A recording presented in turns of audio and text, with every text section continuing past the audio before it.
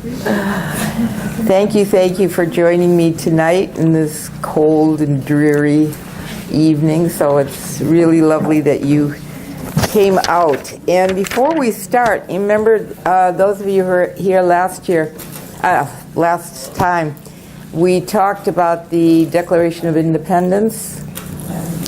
And as it was, when I went home, it's like serendipity. When I went home, I had an email from a good friend of mine at Brandeis. I'm a fellow of their Israel Studies Institute. And he is a director. This is Ilan Troen. And he's a historian. And he sent me 2 articles. One is his on the Hebrew translation of the Declaration of Independence. Moshe, a 1945 translation, and 1969, I think it is, which I will give to you. And the other article he didn't write, but it's Jefferson Goes East, the American Origins of the Israeli Declaration of Independence.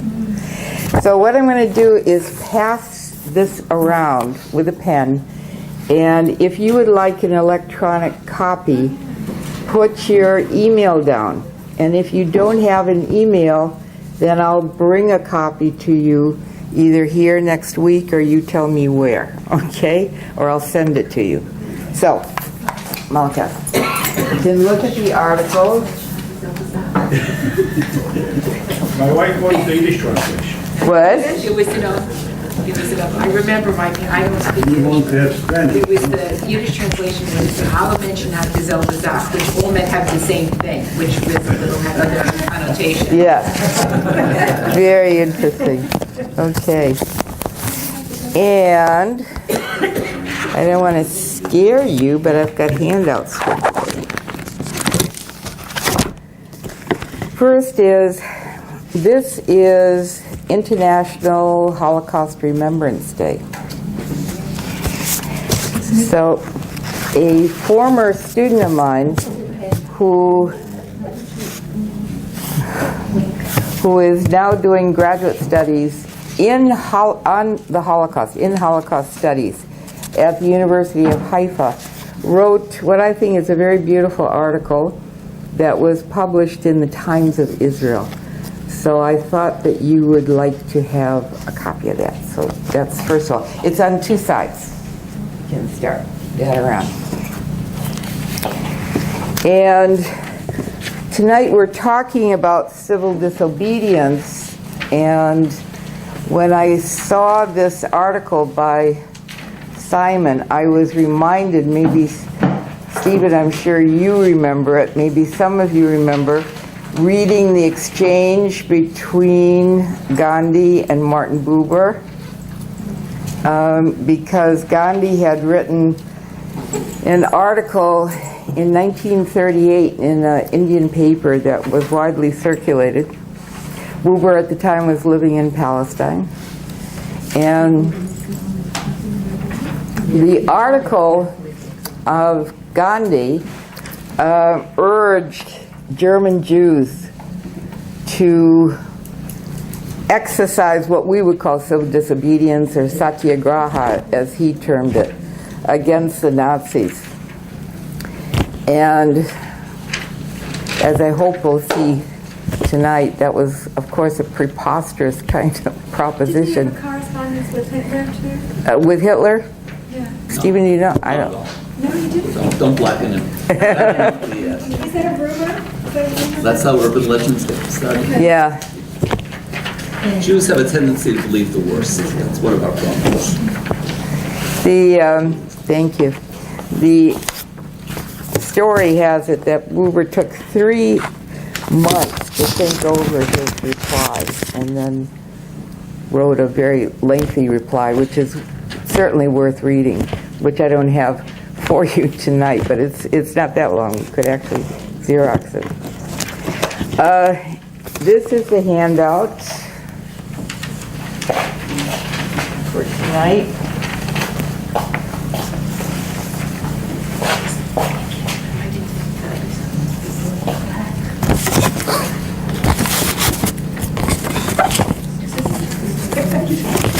Now, what I've done is only take certain pages out of all of these elements. You can Google this yourself and get the full statement online. So you have a little bit of Thoreau's civil disobedience, the Port Huron statement. Does that ring a bell with anybody? Yes, no, I don't know. And then a little bit something about Occupy Wall Street, and then electronic civil disobedience, which is, so we'll bring it hopefully up to date. And next time, so it's a different schedule than what has been on the Shul publicity. And next time we will look, tonight is civil disobedience, next time we'll look a little bit at some of the conflicting arguments as to what is justice and is that the purpose of the state. But I also want to take the last hour and look at the Jewish vote in America, where it was and what it's become, all right? So for that, if you're going to join us again next week for the final hour, then be thinking about the evolution of the Jewish vote and how Jews vote in the United States, all right? So let me kind of set the scene for disobedience, and that will take us firstly into a little bit of a foray into political theory. And the first concept that I want to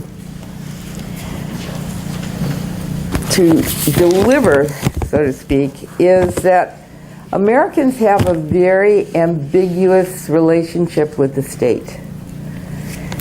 You could even say it's a contentious relationship. And this is very much in contradistinction to the attitude of Europeans toward the state. I don't know how many of you have been reading about the unfortunate private publicity that Francois Hollande, president of France, has been getting. In one of the New York Times, I believe it was the New York Times, I don't think it was the Wall Street Journal, the articles in which the journalist was describing this whole tryst that Hollande is in, the journalist made a very astute observation.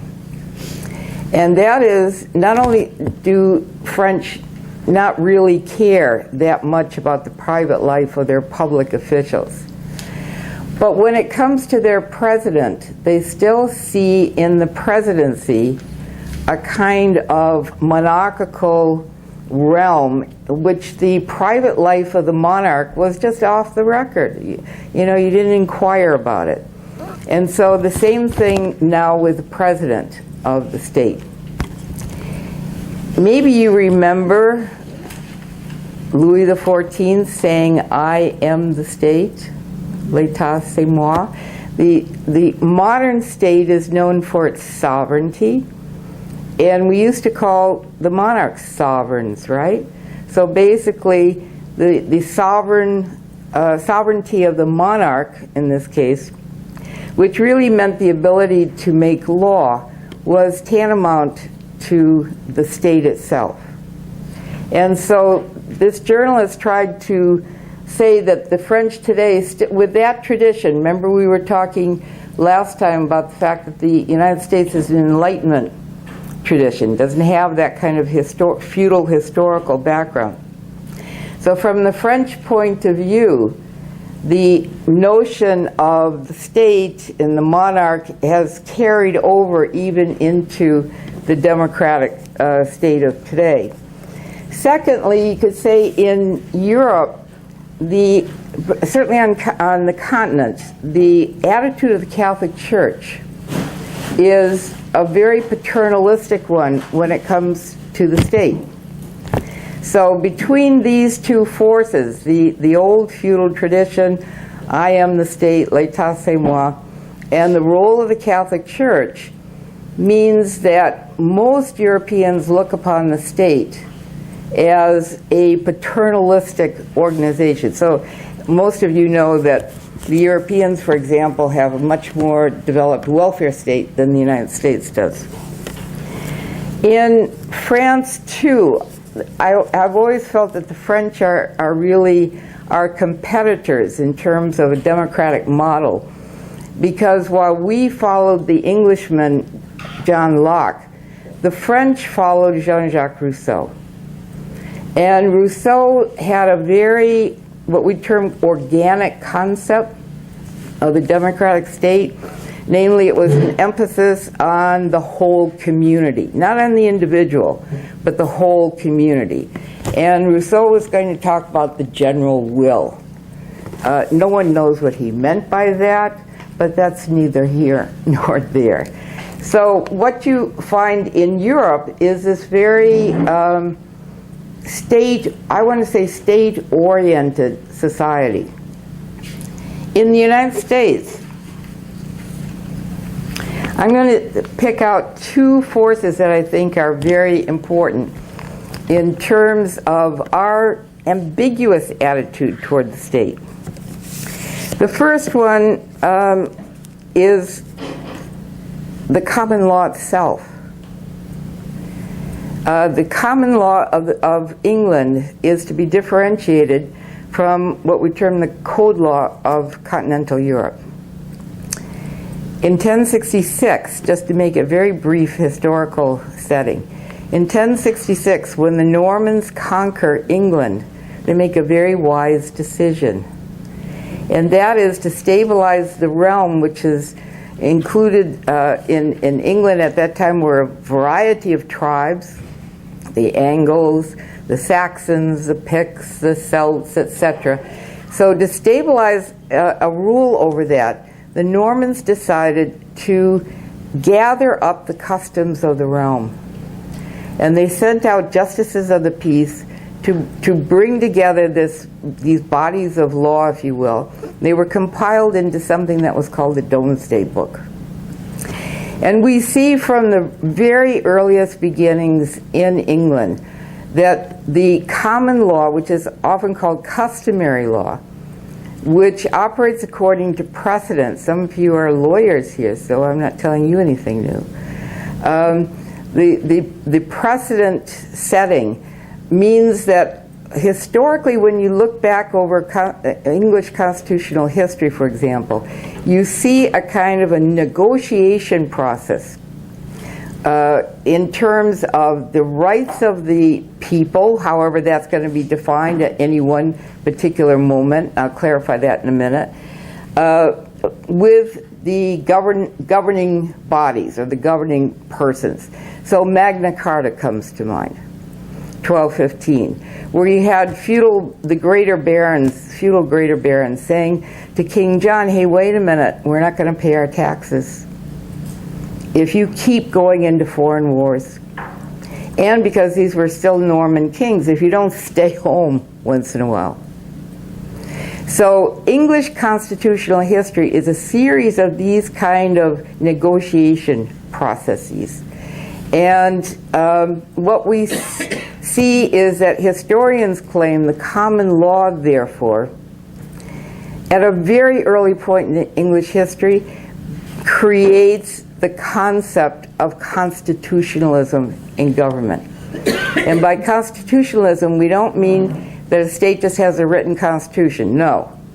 Constitutionalism means that the powers of government are defined by law and limited by law. So the English system here is always a co-oping system. New power groups are always brought in, they're negotiated in. And secondly, it's this negotiation process. By contrast, continental law is top-down law, code law. It's usually written by a legislator. For example, Hammurabi's Code, not continental law. Napoleonic Code. Roman law, was a basis of the Napoleonic Code. So when you have a code law like that, that is law that is basically delivered to the people. It's not a part of their customs.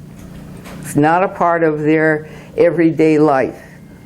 Rather, some would say it's a more rationalized system of law. You've thought about the law, what should it entail, what are the principles, and it's, some would say, more aesthetic. The common law, again, for you lawyers, common law is very unwieldy and messy, and periodically has to be consolidated and brought together. Blackstone's commentaries, for example. Yeah. Is there a relationship between code and common law to what's called natural law? I'm going to get, I'll get to that, okay? So number one is the common law tradition, which the United States has inherited. This is how our courts operate. And they operate according to precedent, stare decisis, as it is termed. The second influence is that of John Locke himself. And Locke, who was a member of the Whig Party and very influential in the so-called Glorious Revolution of 1688. This is when William and Mary are brought over, and Parliament negotiates a Bill of Rights with William and Mary. And part of the negotiation there is that Parliament says, and now we want to be co-legislators with you, monarchs. All right? You're not going to rule and make law all by yourself. We're also going to help you. So this was a very important juncture in English constitutional history. And Locke is a foremost figure there. He's in the Parliament. He differentiates himself from his predecessor, Thomas Hobbes.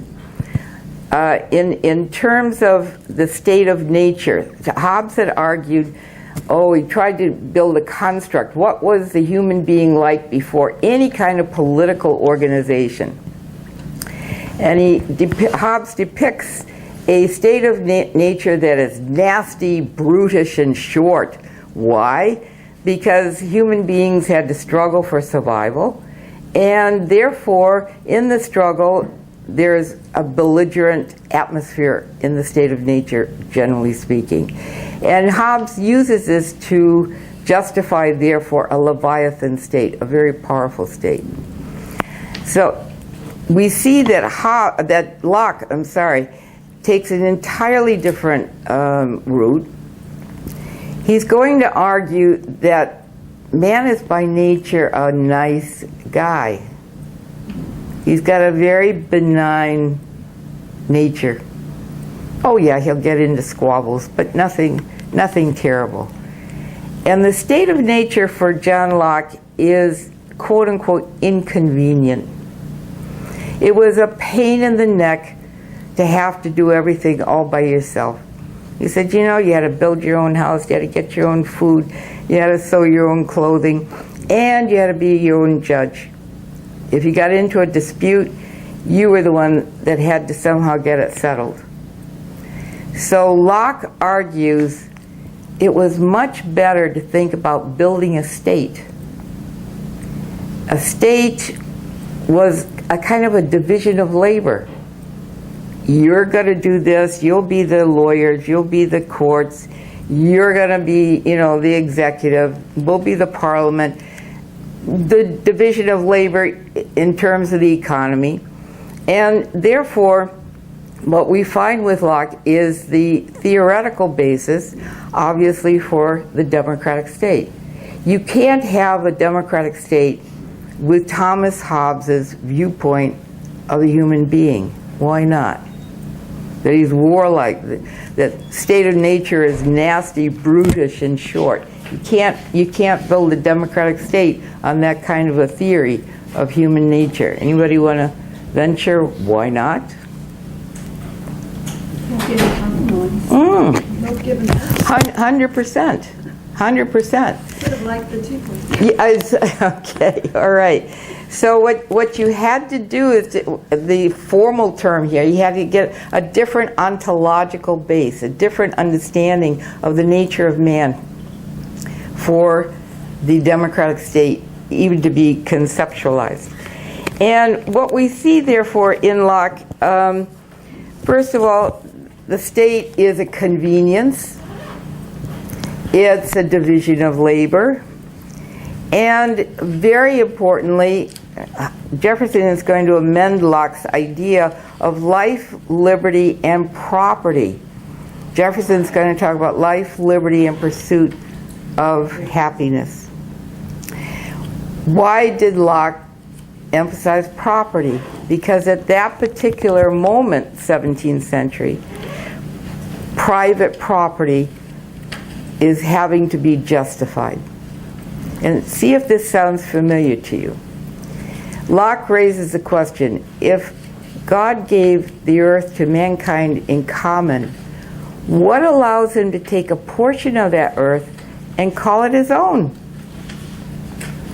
And his argument is, if he mixed his labor with it and made it fruitful, it becomes his. So for example, his example, if you go down to a stream with a pail of water and you get the water in the pail, does it mean you have to share it with everybody? No, says Locke. You took the effort to go down to the stream with the pail and get the water. It's yours. It may sound familiar because in the early years of Israel, I'm going to use the word propaganda, but I don't mean it negatively. In the propaganda that Israel used to circulate, they would always say, we made the desert bloom. So from Lockean theory of private property, if you turn fallow land into cultivated land, it's yours. Again, if there are lawyers in the audience here, you can help me out, but I think in New York State, the squatters law, not just in buildings, but if you, for example, allow land to lie fallow in, I don't care, upstate New York, and somebody comes and raises strawberries there, then those strawberries belong to the person who raised them. So that's a Lockean argument.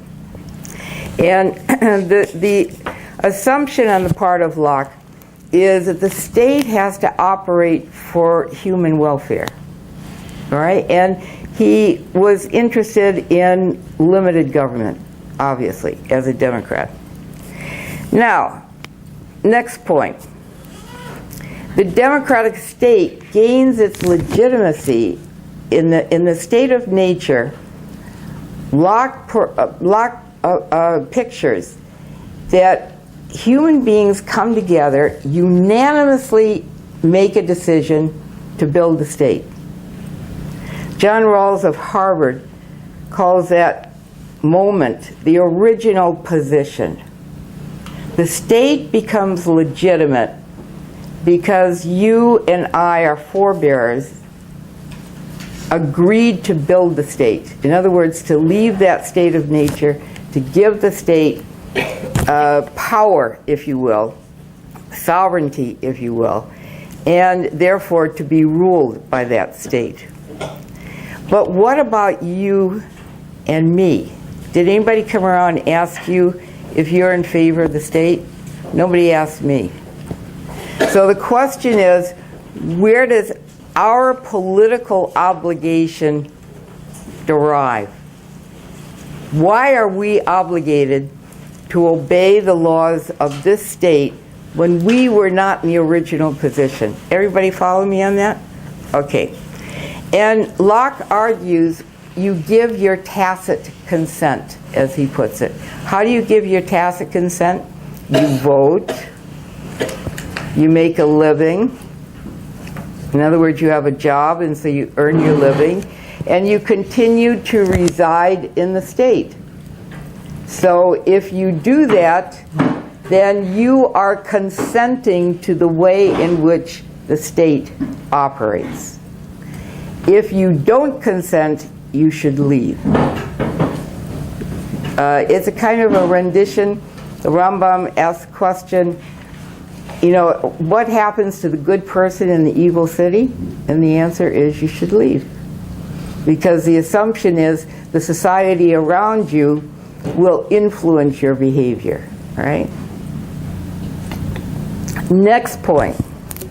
We have a political obligation, therefore, because we have tacitly consented, if we're voting, we have a job, etc., etc.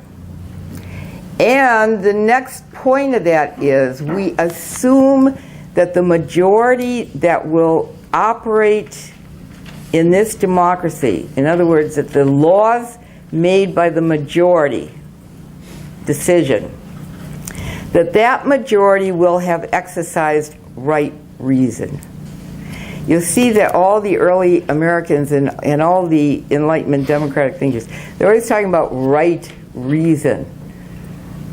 Why do you think they use that qualifier? Can there be a wrong reason? Group with wrong reason? So what do you think is right reason? What do you think they mean by that? Anybody? Well, the majority can't abuse the minority, I guess. I mean, okay, all right. The majority shouldn't abuse. Yeah, for the welfare of the majority shouldn't abuse the minority. If you really want to do a test of a democracy, how democratic it really is, you look at its minorities, right? And you look at its opposition. Is it able to function? So you're very right on that. It, in a sense, Norm, comes back to your point with natural law. Right reason is somehow that you're in tune with natural law, and the natural law is right. Is what?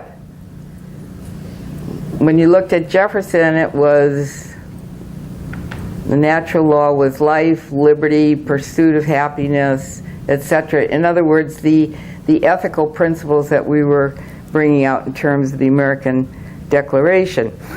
So John Stuart Mill argues that free speech is essential in order to get that right reason. Because what does he argue? That in the course of free speech, errors will be canceled out. They'll be self-evident, if you will. You'll see the fallacious argument, or you'll see the wrong facts. Unfortunately, today, what's happened, do you think, to that argument? It's not true. It's not true anymore, right? How come? Technology can alter the facts. Can alter the facts, and also once you put an untruth on the internet, it's almost impossible to get it off, right? And so the John Stuart Mill idea of free speech, he called it the marketplace of ideas. If you have this exchange of ideas back and forth, then you're going to get the truth. So the question always is in democracy, well, how are you getting that right reason? Because you can't work ethically on faulty knowledge or faulty opinions, right? And so in our institutions, this is why academia, it doesn't always live up to this, unfortunately, but the academic world is supposed to be a free world, the exchange of ideas, etc., etc. Politically correct is out, should be out in a democracy. Because you're always wanting not to just accept an ideological line, but you want to think through the issue. What's really the truth here? So what we see is that, let me just kind of recap, that political obligation emanates from our complicit compliance with the society. We're saying, yes, we are in favor of what you're doing. We trust that the majority is going to be what we call the right majority. We assume that false information will be canceled out, and that therefore the laws which are promulgated are based on right reason. Ooh, ouch. Big assumptions, right? Tocqueville in the 19th century, Tocqueville was a Frenchman of aristocratic background who came to the United States and went all over and wrote his famous, now famous, Democracy in America. In other words, he observed how Americans live, how they thought, etc., etc. And we credit Tocqueville with the concept of the tyranny of the majority, kind of what you were talking about a few minutes ago in reverse. The tyranny of the majority. Can anybody think what that would be about? Where the majority, I guess, imposes its will on an unwanting minority. Okay, all right, where the majority imposes its will on a minority willy-nilly, you know, just because they are the majority. So the question is, in a democracy, because you have majority rule, which is to say 51% of a population, what keeps that majority honest? Repercussions when they're no longer the majority. Okay, good. In the United States, we talk about the need for a shifting, what we term shifting majority. If you have the same majority on every issue, watch out. The assumption is you should get different components of a majority on different issues, right? So the majority shifts. But if you have a solidified majority, then you can have tremendous trouble. Anything else to add on that? Well, instability as a result, of a very restless minority. Okay, tremendous instability. Well, that's why we have the two houses of Congress, the Senate, where every state has two, and you Right. have an electoral college, Right. which protects minorities. Okay, all right. And the assumption here is, too, that somehow the minority, I think you mentioned this, the minority will be disposed to protect itself, right? Will be stalwart in protecting its own interests and its own advantages, if you will. But Tocqueville was very afraid of this tyranny of the majority. And you can see that perhaps today when we're talking about internet and the idea that you can't necessarily retrieve false information, that you can have a tyrannical kind of public opinion.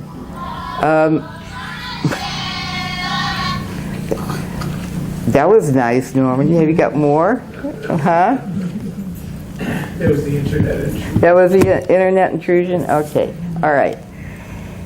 So if you're having this majority making laws, the assumption has to be that all of those laws are somehow well-reasoned, well-thought-through, well-intentioned, not aimed at any one particular individual or any one particular group, but they have a certain universality, if you will, a generality. But Thoreau reminds us what happens if you think the majority made a mistake. Maybe they're well-intentioned, but somehow they just didn't get it. They had maybe bad information. Maybe they had somebody in their midst that was very influential and got them to vote a certain way. And so that majority that produced the law erred. And Thoreau, who was an abolitionist as well as against the war in Mexico, talked about the application of our conscience to the law. What if the law is passed and your conscience is not in consonance with it? But political obligation says, oh, you vote and you have a job and what have you. So you're politically obligated in the country to obey the laws. A problem. And Rousseau comes to the position that we have now termed civil disobedience after his essay, which he wrote on that. Civil disobedience means that my conscience dictates that I cannot obey a particular law. I break the law. But doesn't that basically make me a criminal? I'm breaking the law. If you look at the title, civil disobedience, it's disobedience, but civilly. All right? So what does that mean? Lawyers are very nervous with this doctrine, incidentally. So civil disobedience means you break the law, but to be civil about it, you must accept the punishment. You must accept the punishment of the society. You're politically obligated. And normally, a civil disobedient who is, for example, put in jail will want to use that opportunity to re-educate the majority, to teach them why that particular law was a mistake.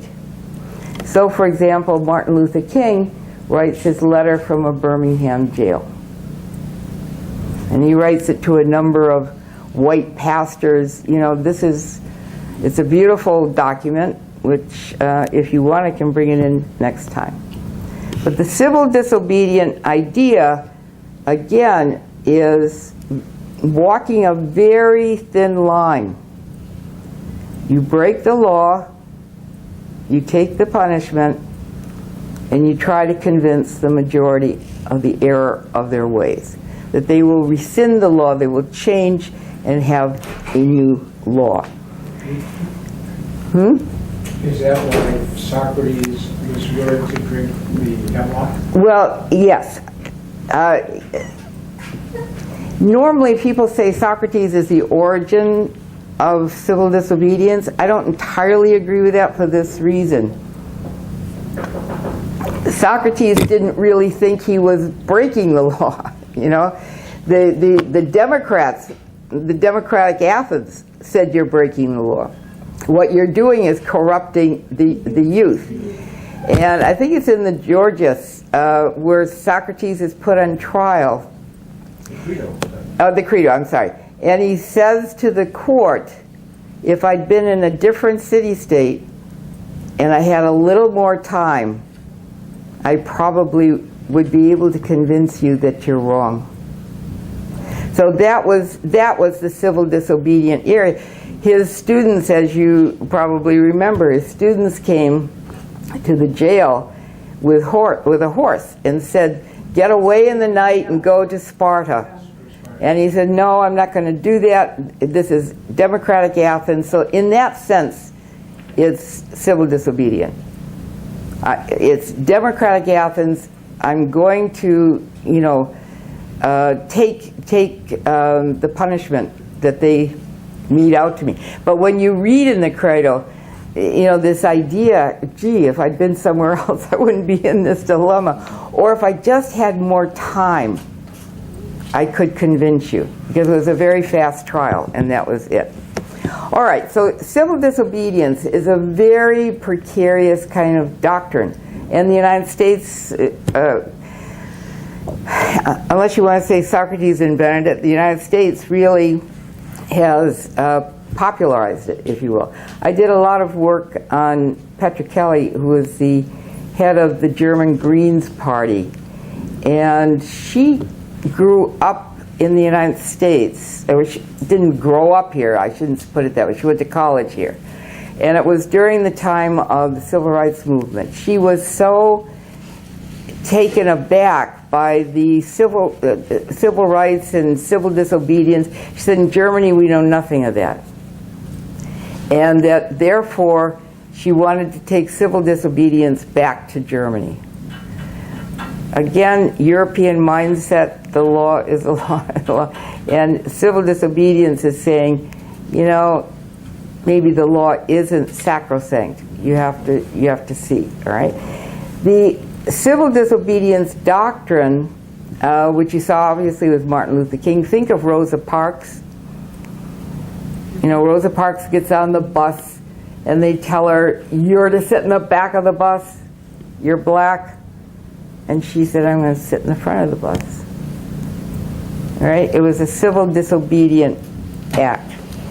That doctrine, Gandhi said he didn't read Thoreau until much later, after he had already developed his satyagraha, but which is means truth force, and is usually thought of as passive resistance to something. Anybody see the difference between Thoreau, who didn't want to pay his taxes for the war in Mexico and was also against slavery, so he spent time in the Concord jail. Can anybody see a difference between that and what Gandhi was all about? Think the whole movement in India. Gandhi's civil disobedience is meant to break down society. Yeah. It's one thing for an individual to say, I'm not going to obey the law. It's another thing to simply go down the street and prevent anything. 100%. So what happens to Thoreau's idea there is that civil disobedience, as it went into the Gandhian system, becomes a tool for social change, which then makes it even more, I want to say, precarious and dangerous. Norman. So you were teaching, many of us were during the Vietnam War, so what's the difference? Oh, I'm going to get to that. Wait. Okay, one step at a time. All right, so Gandhi said that German Jews should have practiced satyagraha with the Nazis. How do you look at that? They were not the British Empire. 100%, right? See what you say? It wasn't the British Empire. Imagining the Germans of the British Empire. They would have treated benigntly. They would have shot them in the street. They would have killed them. I mean, in his exchange with Buber, he said, all right, there probably will be a massacre, but the Jews will have taken their position, all right? So if you're using either civil disobedience or satyagraha, whichever one you're going to choose, if you use it against a dictatorial government, totalitarian government, what's going to happen to you? You're not going to last very long, right? They'll mow you down. They'll mow you down, right? Yeah, 100%. For sure, well, it seemed to be working, but Yeah. not so cool. I mean, if you can imagine and remember that Gandhi, for example, and his followers, you know, were lying down on the railroad tracks in India, and you know, and it's the British Empire, as Stephen is saying. What about the refuseniks, like in the Soviet Union? That's a totalitarian. Yeah. Okay, that's good. How would you look at the refuseniks? You know, everybody familiar with what the refuseniks went and tried to get exit permits to Israel? They were refused, and so they became known as refuseniks, and they usually went several times to get these exit visas, and then they were refused. Well, the leaders certainly ended up in the Gulag. Yeah. I just finished reading about Yosef Mendeleev, which was 11 years in the Gulag, so it wasn't the British Empire. 100%, and Sharansky, you know, years in. And also solitary confinement. I mean, if you read his memoirs, I'm always amazed because Sharansky said the way in which he kept his sanity was to do mathematical puzzles in his head. You know, goodness. And Mendeleev's way was to become more religious and more connected to the land of Israel through learning Hebrew and prayer. Yeah. But at least the government didn't kill them. I mean, maybe some of them did die. Yeah. They and because they were killed, but they lost employment. Word about them spread throughout the rest of the world and put pressure on them. Okay. Now That's the important point. That was the came out. I went to the Soviet Union when Gorbachev just came into power with a friend to visit refuseniks. And what you saw there was, first of all, you had top physicists had lost their jobs. Some of them were cleaning subways or, if they had anything at all. Some of them were sent to camps, as was brought out. You had in the United States here tremendous pressure. There were writers put on bills that had to do with the Soviet Jews, the so-called Jackson Amendment, which was very important. And then you had people like Avi Weiss. You remember Avi Weiss and civil disobedience in the 80s?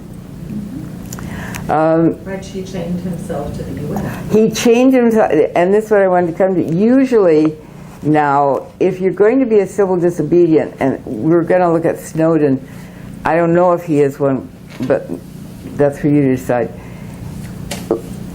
Nobody's going to break a law, really, of treason if you're in your right mind. Can you see why not? You have to accept the punishment. You have to accept the punishment, and if you can't convince the outside world there that you're right, you may be dealt a very heavy blow in terms of that punishment. So normally what a civil disobedient will do is break a trespassing law and use that.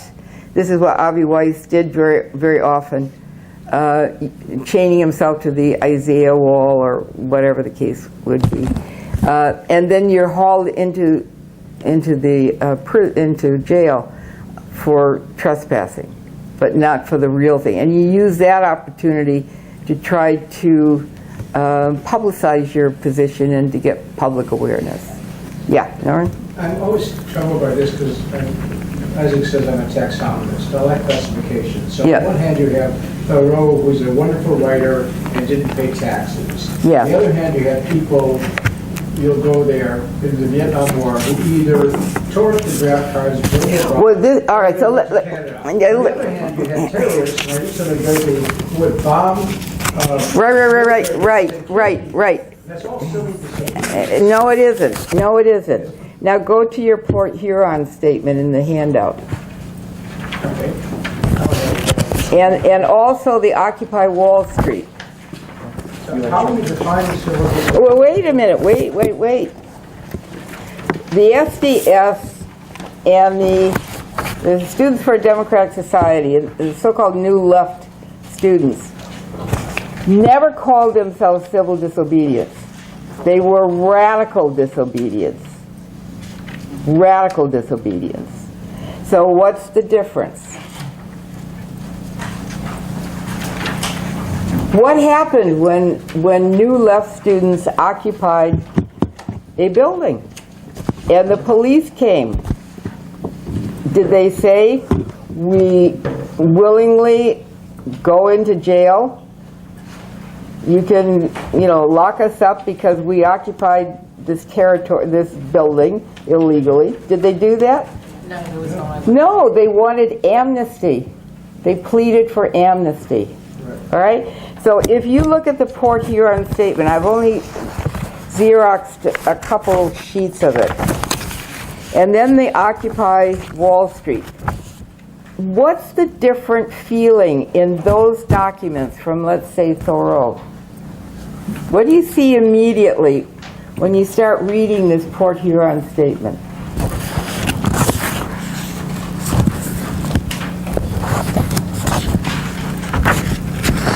The university and social change. Thoreau was trying to correct a system that he wasn't trying to overturn the system. Okay, all right. There were imperfections. He was trying to. Excellent. And what is Thoreau? What's he very clear about? He said, look at the law that you're going to break. If it's connected with something else, or if it's would make tremendous damage somewhere else, then watch out. Watch out. All right? But look at these statements, Wall Street. Here is, we commissioned the greatest political philosophers of our movement to contribute thought piece that encourages da-da-da-da-da. For a truly transformative revolution to take place, a parallel alternative society must be created. What is that? Yeah, exactly. Exactly. Exactly. And this is also a worldwide movement, Occupy Wall Street. The Port Huron statement, let's see if I can find a good sentence for you here. Well, these other problems either directly oppressed us or rankled our consciences and became our own subjective concerns. We began to see complicated and disturbing paradoxes in our surrounding America. The declaration, all men are created equal, rang hollow before us. All right, it's a categorical abnegation of the society, right? So what makes it radical disobedience as opposed to civil disobedience? Why don't you change the whole system? And this is threat of violence. And threat of violence. And that is done because it boots the fundamental structures. Well, if you're going to go according to democratic theory, Locke is very clear on this. All theorists are. If you see a wrong in democratic society, you must use every means, peaceable means at your disposal to try to right that wrong. For example, you vote. How many in the last mayoralty election here in New York, how many New Yorkers voted? Do you have any idea? De Blasio said I got 70% of the vote. How many people voted? What percentage? What percentage of the city voted? 19% voted for him. Less than 50% voted in the city. I've seen two conflicting numbers, 143 and 138. So of that, 70% of a minority, basically, of the vote. Most New Yorkers didn't go out to vote. How do you explain that? Well, it was not a contested election, so it's not a good barometer to begin with. The better one is Gore versus Bush in 2000. All right. Less than 50% voted. Yeah. It's hotly contested election in history. Yeah. So. And the United States has one of the lower voting turnouts. Some states, it's been discussed here, some states require voting. That goes against our grain. What do you mean it's a law, I gotta vote? That, it doesn't sit well with us. But why don't we get out and vote? Because we can't. Apathy? I don't think it counts. Because you can't. It's not hard to do it. People have been going to do things and crave the things that they are deprived of. Okay. And they're not deprived of that. So we have to, the question is, why don't people have enough appreciation for it? That's really my question. That's a good question. And I was just reading about the last mayoralty election here, and the journalist was saying, well, in New York now we have a large immigrant population, and a lot of them have never voted in the countries they came from, so there's no tradition. And immediately in my mind, and I'm thinking, and what kind of civic education are we giving them? Because why is it important to vote? I mean, the mathematicians may tell you it doesn't really matter. Oh, the David Johnson doesn't matter. But from standpoint of democratic theory and participation, it does matter. So why should you vote? Is it also possible we don't have much confidence in the candidates? All right. From the other side of the equation. All right, so that... Not the voters. Yeah, that is certainly true. So voting is a way in which you can change it. Come back to the point. You have to use every available means, And then Locke says if all fails, then the right of revolution comes into play. The United States still has that tradition. So the new left said, it's all sewed up. Their take on the society was that you couldn't reform it. And therefore, the right of revolution came into play. Now go to the electronic civil disobedience. This I find quite alarming. First of all, it starts out, one essential characteristic sets late capitalism apart from other political and economic forms is its mode of representing power. What was once a sedentary concrete mass has now become a nomadic electronic flow. Before computerized information management, the heart of institutional command and control was easy to locate. So the essential argument here is that the power centers have become elusive. Where are they? They're networks. They're electronic networks. And therefore, how do you nail the system down? It goes on, incidentally, this is an article that was delivered at a conference at the Institute of Contemporary Art in London. So, it shows you who's involved in that.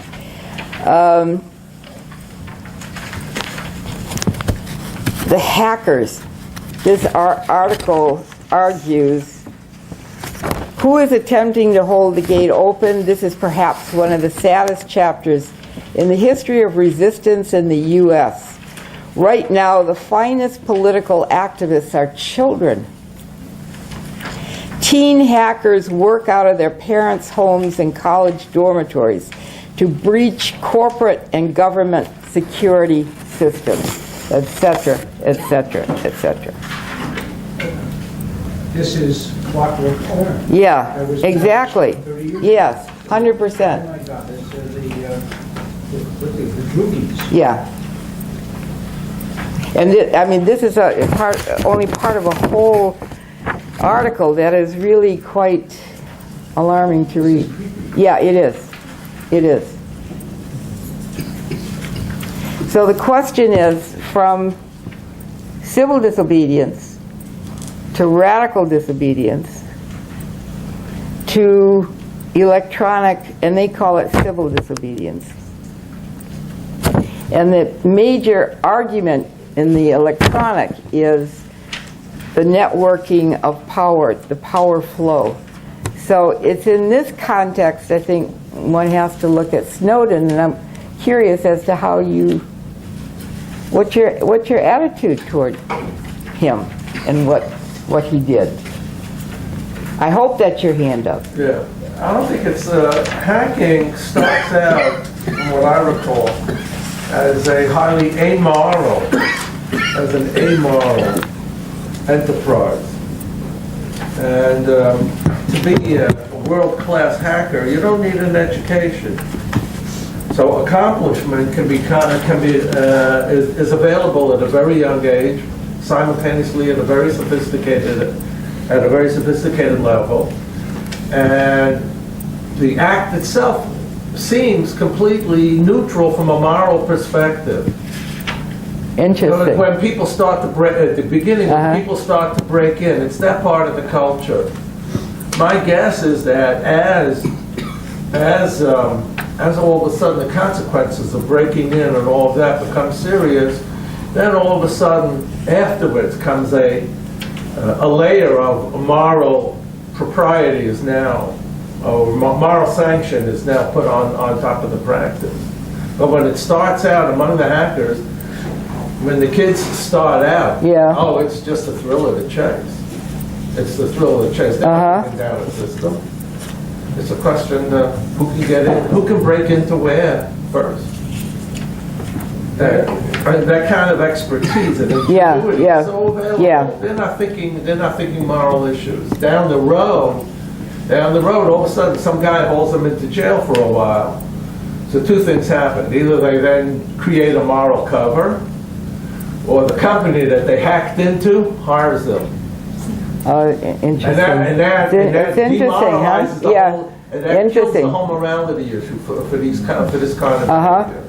Today in the paper, I don't know if it was the Wall Street Journal, New York Times, there's a whole op-ed and also discussion about what to do with the NSA and documents in the walls and the post 9/11 walls that were put up. And one op-ed writer was saying that Obama's proposal now, which I'm not sure what it is, but his proposal would shoot us back to 9/11, before 9/11 in terms of security. So I think the question in my mind, and maybe you have some ideas on this, the question in my mind is, for a democratic state now, like the United States, in this kind of a situation, post 9/11, with this kind of electronic civil disobedience even, how do you know how much security is really needed? In other words, as an average American citizen, we don't have the information as to what the state really needs to do in order to guarantee, or as much as they can guarantee, our security. So people are talking now about the surveillance state. That's the term now. And so what do our democratic liberties mean in that? How many of you have read the Patriot Act? I haven't either. Why not? You know how many pages it is? Hundreds of pages. Hundreds of pages. So what does that say even about a law? I mean, I think every day, my gosh, the Congress has passed another new law, and I'm never going to read it. You know, I don't know 9/10 of the laws to which I'm politically obligated, theoretically speaking. They say that the people who let our own congressmen haven't necessarily read the whole I believe that. They Yeah. possibly have read the whole You thing. They, see? Went on a summary, basis of it. Hegel wrote, tyranny is when the law is posted so high over the city gate that nobody can read it. From my point of view, a lot of these laws might as well be posted high over the city gate, because I'm never going to read them. I haven't read them. I won't read them. Mm-hmm. So I think when the Patriot Act was enacted, I think that we were so scared of more terrorism that we emotionally and intellectually just wanted somebody to do something to prevent and to increase surveillance. Yeah. And that we did know that there were FISA courts that had to be approached for special searches. And I don't think that we ever realized that it had gone wild, if that's really what happened. And so at the time, I think we just wanted someone to fix this thing. And maybe we felt, for whoever did, confident that President Bush at the time was going to make sure that we were going to be safe with these protections. Now, at this point, it's really questionable how we all feel, one vis-a-vis the other. I want to make a comment about the Snowden bit, please. Whatever we call it. I think it's pure treason in my mind. And in relationship with what Yamina was just saying about, we are relaxed, more relaxed about where we are. I totally disagree with that. If you look at the picture of the world today, probably in about a dozen places in the world, planes are being made as we speak right now to kill us, to get after us, to kill Americans, okay? I can just mention, Somalia, obviously the Sinai's, Iraq, Afghanistan, just name it, okay? Yemen, of course. So if you look at the world map today, dozens of places they're trying to get after us. So lucky us that we have NSA that is all over the place and listening maybe to you and me as we speak right now and can determine that we are good guys, okay? And I actually believe that's good, okay? Because otherwise we will be in real trouble. And if I remember the statistics of the last 10 years, that the NSA was able to fold about 50 or 56 of those types of attempts, it just shows you, and thank God since September 11th, we are pretty clean here, okay? So my point is totally to let them listen to me as much as they want. Okay, they can put a camera in my bedroom, that's okay also. No, but you understand what you understand what I'm saying, okay? I don't. I'm gonna start wearing flannel nightgowns. I'm just telling you my opinion, okay? American, the government here is to protect me, to protect me. Yeah. And that's the number one. Definitely. A guy like Snowden, if I catch him... in this country, and it happened in, the largest city in the United States. So I think we were just closer to it at the time. And I think as time goes on, we know that it's going on around the world and we are under threat. But I think that a lot of people aren't thinking like that anymore. But that's the reason we have a government there right. protecting us. That's exactly the point. Yeah. I was just wondering what the definition of treason is. I'm looking at you.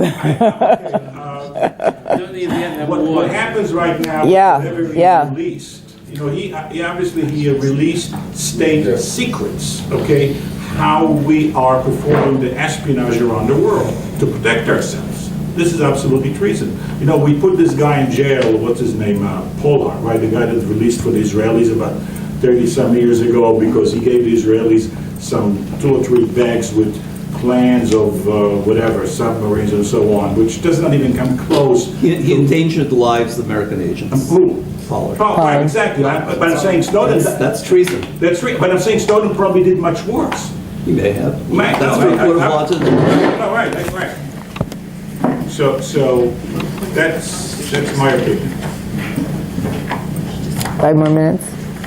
You need it? Are you okay? During the Vietnam War, there were people who reacted against it by refusing to serve in the army. And then there was Jane Fonda going to Hanoi. 100%, yes. And declaring her support. Yeah, see, and during the Vietnam War, I wouldn't call that civil disobedience. No, right, 100%. And during the Vietnam War, some went to Canada. So there, again, the political obligation, if you can't accept the obligation, then you should leave the country. And that's what I'm saying. Yeah. Huh? You can certainly, that's what civil disobedience, yeah, that's what civil disobedience is all about. In other words, most big leaders and most revolutions happen what we would today say civil disobedience. Yeah. It seems like this electronic civil disobedience, they don't have the lock idea of the government anymore. Because the government is because we don't have an obligation to corporations, right? I mean, whether they're people, but we have an obligation to the government. But if they view the government as being dominated or controlled by corporations that we don't have a participatory voice in, then maybe that's how they justify the hacking. And in line with that, I just remind us that it was General Eisenhower as president who warned about the military-industrial complex. You told me briefly that you had an idea about Snowden. Dianne Feinstein, and there's one other politician claim that he has connections with Russia. Right. It might have been an agent, but it's not proven. Just not proven. So, Stephen. Look, just to bring it full circle, I mean, much of this presupposes a democratic government that will treat civil disobedience as a corrective. No democracy is perfect, but most democracies do a lot better job on a moral basis than non-democracies. In which case, civil disobedience largely is it's trying to change a system that is far more benign than any other system. And one of the prices of living in a democracy is you have to obey its laws. You know, Pollard didn't like American laws or practices towards Israel. Well, that's his privilege not to like it. It's not his privilege to disobey the law. And in that respect, I guess I'm just not sympathetic to it, because if you want to be civilly disobedient, go to the Soviet Union and see how they'll treat you. Yeah. If you're going to be civilly disobedient here, realize the government is working better than most, if not all, other forms of government. And that's what I think is missing in this kind of thinking, that we'll get the government to change because we'll disobey its laws. Well, the government itself may very well succeed in the short run. We'll be doing a lot more damage in the long run. I agree with you about Pollard. I think he should sit in jail until whatever his sentence is, because So he has so far. But I'm saying, I want to equalize it with Snowden, that he was really, that Snowden is also the same level as Pollard, that he really performed reason. That's for a court of law to determine. Correct, but If the court of law determined that, I would respect that. But there is a difference. Pollard did it to a friendly government, and Snowden did it to the Russians. And what he discovered got into the hands of an unfriendly government. Okay? In other words, he wasn't just saying, let me give it over to the Israelis. First of all, his wife gave secrets over to the Chinese. Nobody's ever gotten anything. Never Yeah, took material, yeah. give it over to the Israelis, Yeah. found its way into Soviet hands. And because he's Jewish also. It's the disproportionality of his punishment compared to other spies that have been convicted of treason. And Yeah, now that's walking the streets because again. American agents lost their lives because of it. And that's why Wasn't the only the one. CIA was here to reside on There That was- never really said specifically. By the that. way, the Israelis are to blame that he's in jail, because when he ran to the Yes, Israeli this is right. embassy in Washington, Yeah. he got to the Yeah, gates, yeah, and they Yeah. got an order not to open Yes. the gates and let him Yes. in. Yeah. If they would have let him in, an embassy is a foreign yeah, territory. yeah, yeah, They yeah, could not have arrested him. yeah. He ran to the gates, and they closed the gates, and they told him to run to the gates. So So he's in jail. No, wait a because second, again, let's Israel not rewrite closed- history. Israel closed the His gates to the handlers- Israeli embassy in Washington. Man, his handlers So were now not- they're crying about it. His handlers were people who were engaged in a rogue operation. It was the The government fact that is that determined they they should did not say open the it. gates. That's the fact. I mean, we can now theorize. And you missed my point, man. I'm saying I'm is that sorry, I the wasn't- people who were the rogue agents told him to flee the Israeli embassy. The Israeli government never gave such a green light. They knew that Pollard's admission into the embassy would endanger U.S.-Israel relations, and they were not prepared to do that for obvious reasons. Anyway, they can let him in. I think you can see why civil disobedience is very controversial. Very controversial.